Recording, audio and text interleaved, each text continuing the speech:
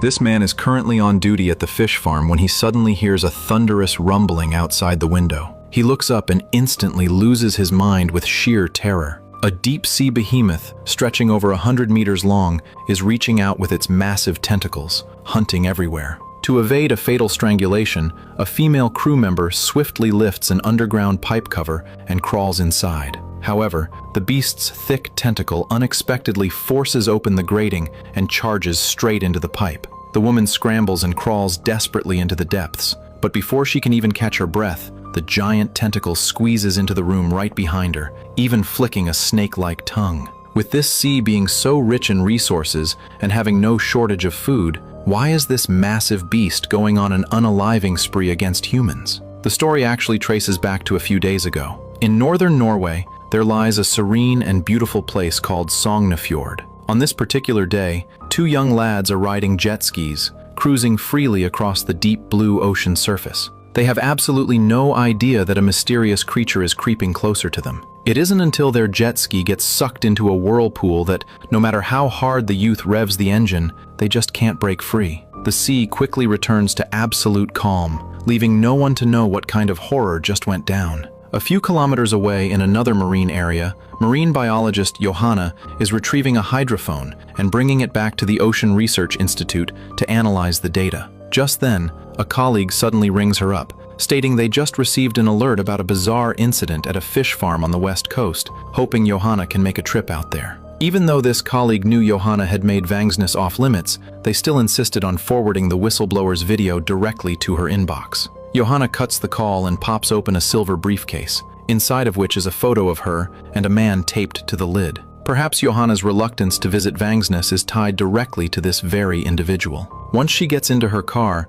she still can't help but open her email. In the video, two young people are cheering because fish keep leaping out of the sea onto the ground, looking like some kind of mass self-unaliving event. The scene shifts to the largest salmon farming base on the west coast. The local head, awakens, is bringing Japanese clients over by helicopter for an inspection, guiding them on the ground to witness their acoustic lice removal technology. And the mastermind behind this very technology happens to be none other than Johanna herself. Salmon carry a type of parasite on their skin called sea lice, which feast on the fish's skin and spread diseases, making it the absolute #1 headache for Norwegian aquaculture. Under high-density farming conditions, it can trigger an outbreak incredibly easily. The acoustic lice removal system, spearheaded and invented by Johanna, eliminates chemical damage completely, utilizing only underwater transducers to emit specific frequency sound waves that disrupt or unalive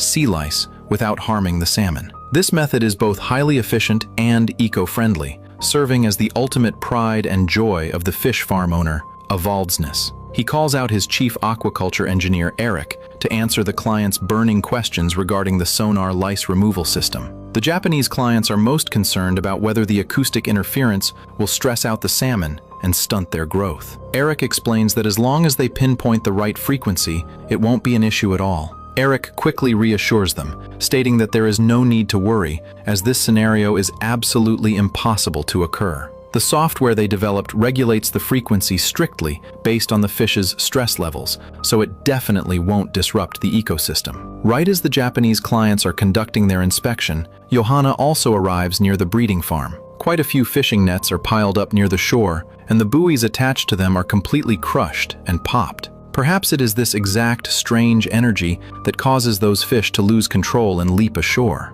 Johanna hitches a ride on a fishing boat to head toward the control center. At this moment, the farm workers have just switched on the sonar lice removal system, and the operator, Georg, completely ignores the warning to lower the sound waves, insisting on keeping the power at a higher frequency to boost production. Johanna bids farewell to the boatman and steps into the control room by herself. She calls out to the busy Eric, explaining that she is under orders to conduct a routine inspection at the fish farm. Georg rushes over in a frantic hurry to deliver the news, completely unaware that the inspector has already let herself in. Eric can only force himself to stay calm, telling Georg to show Johanna around the facility. This fish farm is assembled from the modules of various old warships, with the thickest steel plates measuring 35 millimeters, making it incredibly secure. Even though it looks quite run down on the outside, the equipment inside is entirely brand new. Georg finds a room for Johanna to stay in temporarily. Revisiting this old place floods Johanna's mind with a whirlwind of complex emotions. Early the next morning, she and Eric head out to inspect the nearby waters. During Johanna's previous stint working here, the two of them are close friends. After her departure, it is Eric who perfects the sonar system. While they are casually chatting, Johanna suddenly realizes that something is terribly off. A massive swarm of bioluminescent creatures has mysteriously gathered near their small boat, while some tiny crabs are slowly crawling up onto the shore. What on earth is causing these creatures to exhibit such bizarre anomalies? Could it really have something to do with the sonar lice removal system? Around noon, Johanna goes to visit her older sister, Henriette, first. Henriette started a family after marrying the fish farm owner, Awakens. That video of the fish jumping ashore is recorded by Henriette's daughter, Maria. Unlike her father, she is a rock-solid, bona fide environmentalist. Maria believes the sonar is throwing off the fish and causing them to lose their way, so she has been hoping Johanna's visit this time can help shut down the salmon farm. However, Johanna does not wield that kind of power, as she is only responsible for conducting the inspection and writing up a report. Before finding sufficient evidence, Johanna cannot make any promises to Maria. However, according to the fish farm data, the mortality rate of the salmon shows a rise over the past few weeks, and even though it is only by a few percentage points, it still catches Johanna's attention. Therefore, she puts on her gear to harvest some salmon and extracts a few samples for examination. Only when the sonar exceeds the frequency of the blocking level is the heart rate of the salmon affected, skyrocketing continuously until they can no longer withstand the pressure and explode on the spot. But as long as a safe frequency is maintained, there is no issue with the fish farm utilizing the sonar. Just at this moment, an anomaly occurs at module number 4. Eric and Johanna head over immediately to inspect it, only to find that the equipment faces severe damage. Eric reaches his hand inside to grope around and unexpectedly drags out a strange,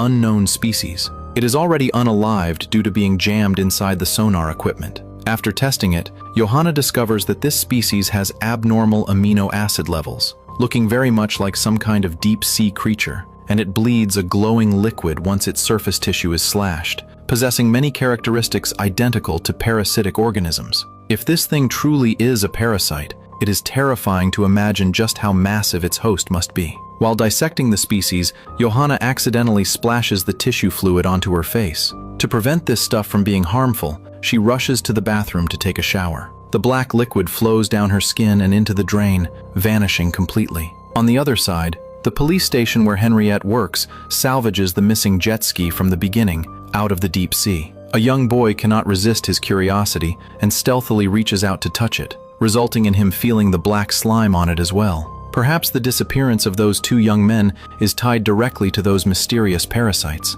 Not long after, another accident occurs at the fish farm as the salmon in the pool face a mysterious attack. With no time to lose, Johanna quickly changes into her gear and dives down. To her surprise, the moment she enters the deep sea zone, she spots a floating human unalived body. Upon receiving the news, Henriette immediately rushes to the scene. Subsequently, the unalived body is temporarily placed in the cold storage room. Johanna instructs Eric to switch off the lights and then sprinkles a certain reagent onto the unalived body. The very next second, the arm of that unalived body emits a vibrant green fluorescence. It appears the victim faces an attack from the parasite and its host before being unalived. And judging by such an abundance of luciferin, that deep-sea animal must be absolutely massive. Many species produce large amounts of luciferin when spawning or under threat, meaning something definitely startles this behemoth. Henriette finishes her work and returns home completely exhausted.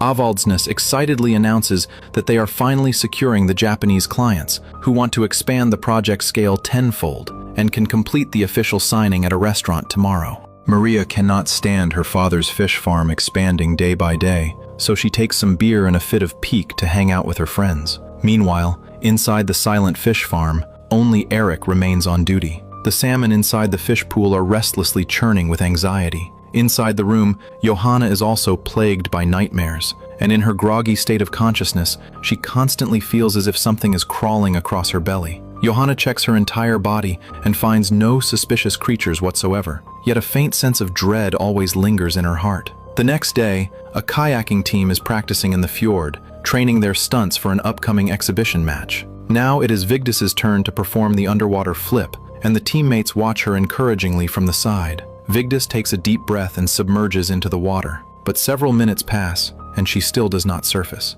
The companions exchange glances with one another, inevitably getting a bit anxious. In the blink of an eye, the beautiful fjord restores its former tranquility, except the people on the water surface are already gone without a trace. By the time the police salvage the unalived bodies, these people are already torn to shreds. Meanwhile, on Johanna's end, she finally uncovers some clues. In a location nearly 1,300 meters away from the fish farm, she actually manages to record the sound of the sonar lice removal system. This indicates that the frequency travels all the way to the bottom of the fjord, meaning the blocker set up by Eric does not work at all, which is exactly why the terrifying creature in the deep sea zone wakes up, causing the fish to lose their direction and leap toward the land. Upon hearing this, Eric immediately calls to question Avaldsnes, only to learn that he is conspiring with Georg to deceive him. During these days, in order to boost production, Avaldsnes utilizes high-intensity acoustic lice removal behind Eric's back, causing frequent, low-frequency sound waves to penetrate the deep-sea strata and inflict a massive impact on the fjord's ecosystem. Having said his piece, Avaldsnes hangs up the phone and gets ready to sign the contract. For this specific meeting, he specially chooses a local underwater restaurant. Just at this moment, a little girl approaches the glass, only to shockingly discover half of an unalived, mutilated corpse floating right across from her. At the exact same time, Johanna compares the data and finds out that because the power of the sonar lice removal is too massive, it does not just remove lice from the salmon, but it also gives that deep-sea creature a complete lice removal treatment. Therefore, a massive amount of parasites fall off its body and all drift near the fjord. In a nutshell, the current marine area is extremely dangerous. Henrietta immediately orders the tourists to evacuate and prepares to seal off the beach. However, the boat coming to pick up the tourists fails to show up for a long time. Even though the situation is critical,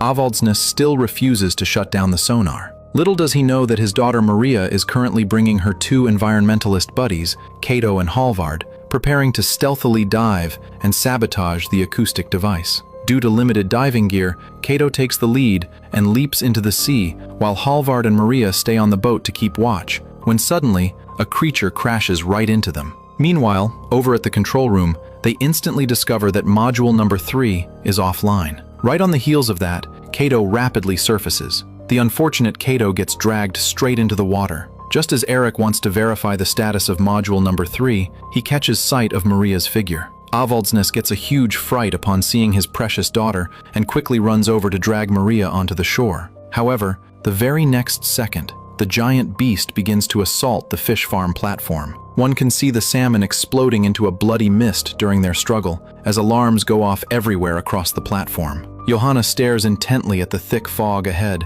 soon witnessing a massive tentacle emerge. She reacts rapidly and takes off at full speed. Then she holds her breath and lies flat on the ground, waiting until the tentacle sinks back into the sea before Johanna dares to get up and flee. Nevertheless, parasites climb onto the platform one after another, sucking onto the main gate like leeches. The soft tissue at its bottom resembles a terrifying eye, sending a shiver down one's spine just looking at it. Johanna motions for everyone to stay absolutely silent. Judging by the sound overhead, the parasite is already crawling to the position of the ceiling. Sure enough, the very next second, a parasite plummets toward the ground. Maria swiftly takes off her jacket to cover the parasite. Avaldsnes and Eric stop Maria, preparing to take her to the control room first. Little do they know, the giant beast is already one step ahead of them. One can see that the thick tentacle already extends outside the window, smashing heavily against the control room. Georg swiftly evacuates the indoor area and crawls toward the underground.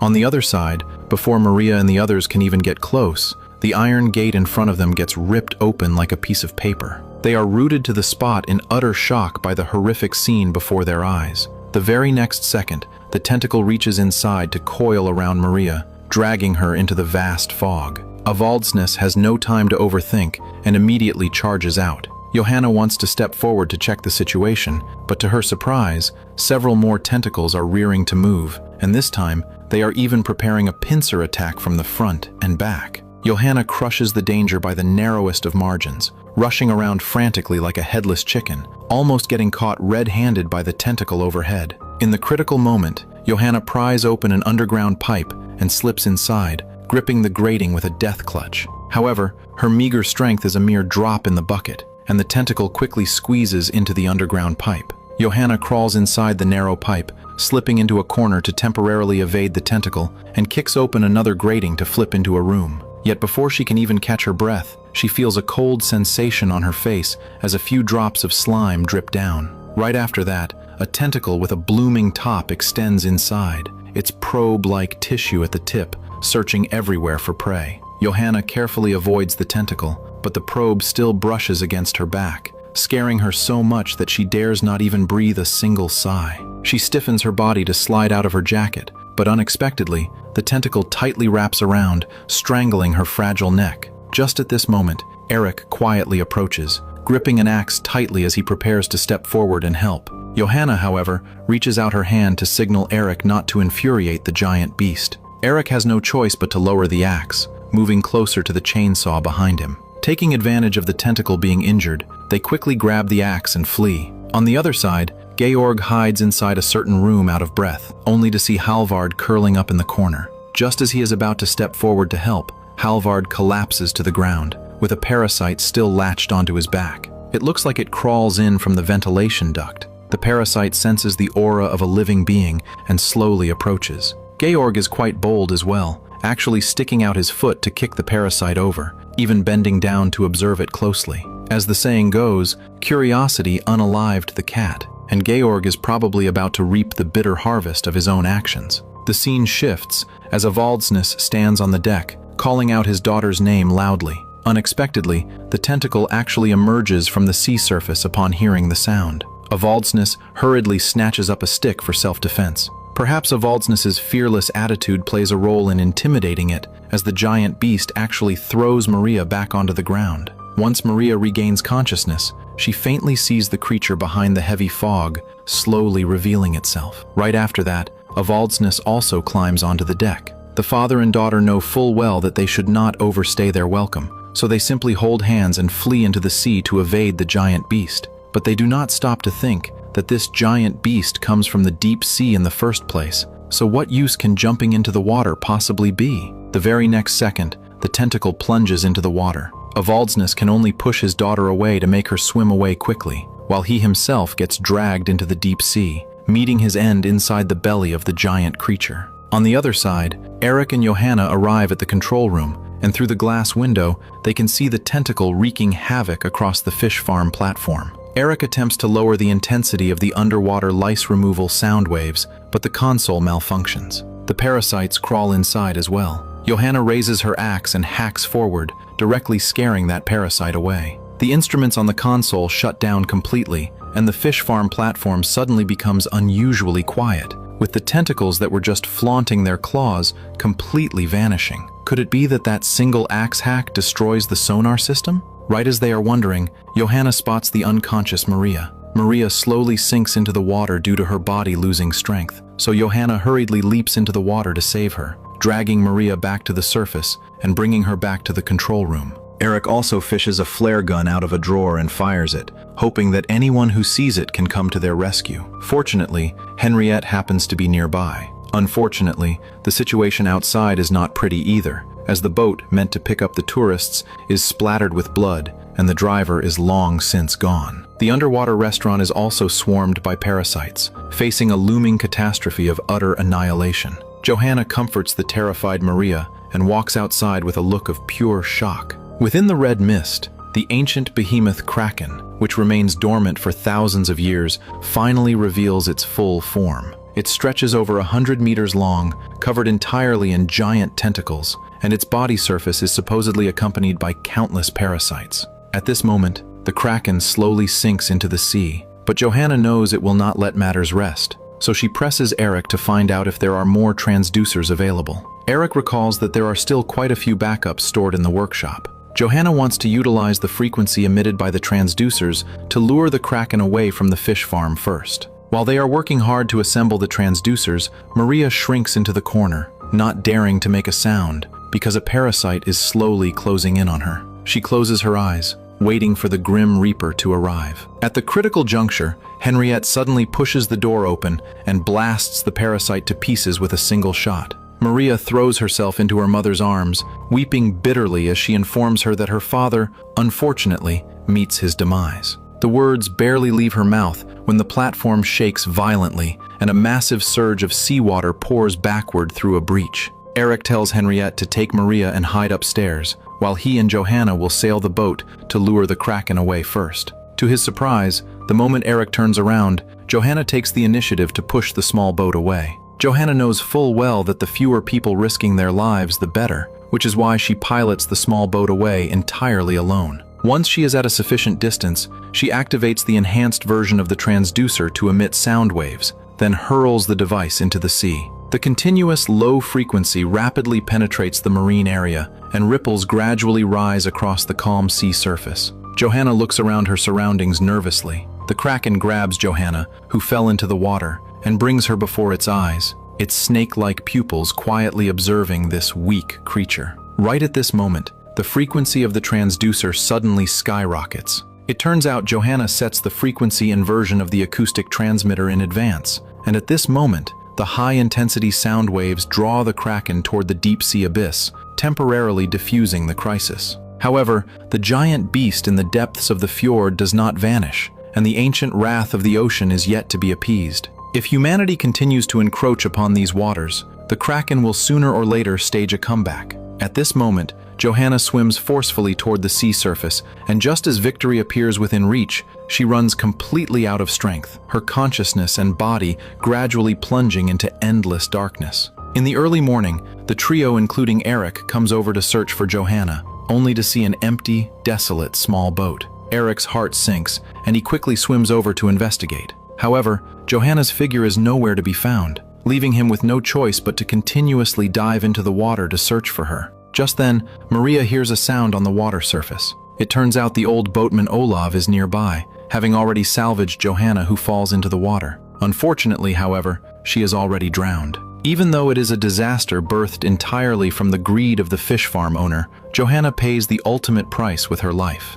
In the blink of an eye, a year passes by, and the beautiful Fjord restores its former tranquility once more. Maria pilots the small boat given by her father, coming over to have a chat with Johan. The Kraken is the legendary sea monster from Norse mythology, with its prototype widely believed to be the giant squid or a colossal octopus. Legend has it that its habitat lies in the deep seas near Norway, Iceland, and Greenland, stretching 100 meters long and closely resembling a floating island. The film uses the Norse myth of the Kraken as its foundation, utilizing the claustrophobic environment of the fjord and the unknown terrors of the deep sea to point directly at the devastating destruction inflicted on the marine ecosystem by human greed, allowing the mythological legend to hit home as an ecological backlash with realistic logic. With underwater undercurrents, abnormal noises, and inexplicable shadows on the sea surface, the director uses white space and atmospheric tension to maximize the sense of deep-sea suffocation,